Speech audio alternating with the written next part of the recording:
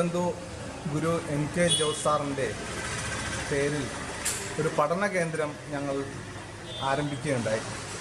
ആദ്യ സമയത്ത് നമ്മൾ കേരളത്തിൻ്റെ വിവിധ ഭാഗങ്ങളിൽ നിന്നുള്ള ആൾക്കാർ ജോസ് സാറിൻ്റെ രചനകൾ, അദ്ദേഹത്തിൻ്റെ പുസ്തകങ്ങളൊക്കെ വായിച്ചതിൻ്റെ അടിസ്ഥാനത്തിൽ ഞങ്ങളൊരു കൂട്ടായ്മ ഞങ്ങൾ രൂപപ്പെടുത്തുകയാണ് ഉണ്ടായത്.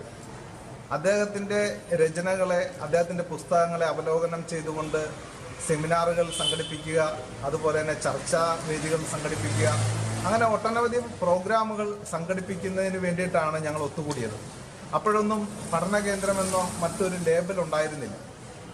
അതോടൊപ്പം തന്നെ അദ്ദേഹത്തിൻ്റെ ജന്മദിനം, അദ്ദേഹത്തിൻ്റെ ജനനം നമുക്ക് വളരെ പ്രധാനപ്പെട്ടതാണ് എന്ന് ബോധ്യപ്പെട്ടുകൊണ്ട് UP അനിൽ നാഗൻ അടക്കമുള്ള ആൾക്കാർ ഞങ്ങളെല്ലാവരും കൂടി ആലോചിച്ച് നമുക്ക് അദ്ദേഹത്തിൻ്റെ ജന്മദിനം നമുക്ക് ഒരു ആഘോഷകരമാക്കി മാറ്റണം ഇനിയുള്ള ദിനങ്ങളിൽ എന്ന് തീരുമാനിക്കുകയും അതിൻ്റെ അടിസ്ഥാനത്തിൽ ഞങ്ങൾ ജന്മദിന പരിപാടികൾ, വിവിധ ഭാഗങ്ങളിൽ നിന്ന് വരുന്ന ആൾക്കാർ, അദ്ദേഹത്തെ സ്നേഹിക്കുന്നവർ ജന്മദിന പരിപാടികൾ ആസൂത്രണം ചെയ്ത് മുന്നോട്ട് പോവുകയാണ് ചെയ്തത്. അതിനുശേഷമാണ് നമുക്കതിന് ഒരു പ്ലാറ്റ്ഫോം കൊടുക്കണം എന്നുള്ള ഒരു ചർച്ചയുടെ അടിസ്ഥാനത്തിലാണ് ദളിത് ബന്ധു എൻ കെ ജോസ് സാറിൻ്റെ പേരിൽ ദളിത് ബന്ധു എൻ കെ ജോസ് സാറിൻ്റെ പഠന കേന്ദ്രം എന്നുള്ള രീതിയിൽ നമ്മൾ ഒരു പഠന കേന്ദ്രത്തിന് നമ്മൾ അവിടെ ഒരു പ്ലാറ്റ്ഫോം ഉണ്ടാക്കിയാണ്. എന്നാൽ അത് പഠന കേന്ദ്രത്തിന് പ്രത്യേകം രജിസ്ട്രേഷനോ മറ്റു കാര്യങ്ങളൊന്നും നടത്തിയിട്ടില്ലെങ്കിൽ പോലും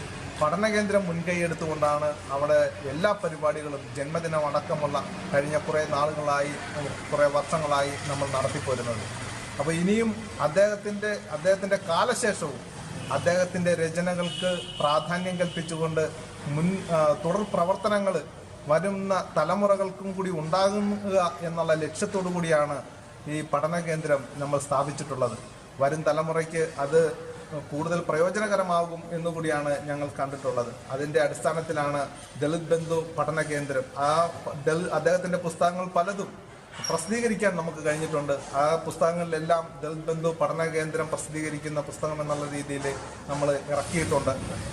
അതുപോലെ തന്നെ ഒരുപാട് പുസ്തകങ്ങൾ ഇറക്കാനുണ്ട്. പഠന കേന്ദ്രത്തിന് ഒരുപാട് സാമ്പത്തിക ശേഷി ഉള്ളവരായിരുന്നില്ല.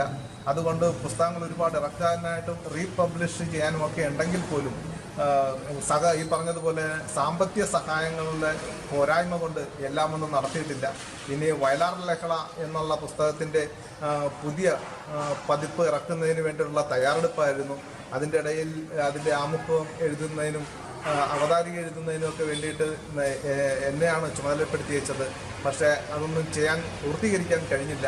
അദ്ദേഹത്തിൻ്റെ അവസാന ആഗ്രഹം എന്നുള്ള രീതിയിൽ ഫെബ്രുവരി 29 നടത്താൻ എന്തെങ്കിലും ഒരു പ്രോഗ്രാം നടത്തണമെന്നുള്ള ആഗ്രഹം പ്രകടിപ്പിച്ചതിൻ്റെ അടിസ്ഥാനത്തിൽ പഠന കേന്ദ്രത്തിൻ്റെ പ്രസിഡന്റ് എന്നുള്ള രീതിയിൽ പഠന കേന്ദ്രത്തിന് മുൻകൈയെടുത്ത് ഒരു വലിയ പ്രോഗ്രാം നടത്താൻ കഴിയാത്തതുകൊണ്ട് അത് ബഹുജൻ ദ്രാവിഡ പാർട്ടിയുടെ നേതൃത്വത്തിലായിരുന്നു ആ പരിപാടി നടത്തിയത്. മാത്രമല്ല അദ്ദേഹത്തിൻ്റെ കാഴ്ചപ്പാടിൽ ഇനി വരും കാലങ്ങളിൽ ഇന്ത്യ മഹാരാജ്യത്ത് രാഷ്ട്രീയപരമായ മുന്നേറ്റം സാധ്യമാകണം, തദ്ദേശ ജനതയ്ക്ക് രാഷ്ട്രീയ മുന്നേറ്റം സാധ്യമാകണമെങ്കിൽ ബഹുജൻ ദ്രാവിഡ പാർട്ടിയിലൂടെ കഴിയൂ എന്ന് അദ്ദേഹത്തിന് ബോധ്യപ്പെട്ടതിൻ്റെ അടിസ്ഥാനത്തിൽ അദ്ദേഹം പറഞ്ഞു, നിങ്ങൾക്കേ അത് കഴിയൂ, അതുകൊണ്ട് നിങ്ങളത് ചെയ്യണം എന്ന് പറയുകയുണ്ടായ ആ ആഗ്രഹം ഞങ്ങൾക്ക് സാധിച്ചു കൊടുക്കാൻ സാധിച്ചു.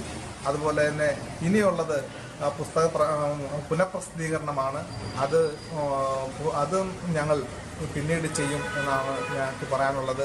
പഠന കേന്ദ്രത്തിൻ്റെ പ്രവർത്തകർ സജീവമായി നിൽക്കുന്നുണ്ട്. അതുപോലെ തന്നെ പഠന കേന്ദ്രത്തിൻ്റെ സെക്രട്ടറി PK കുമാരൻ സാർ, അദ്ദേഹവും ആത്മാർത്ഥമായിട്ടാണ് കാര്യങ്ങൾ ചെയ്യുന്നത്.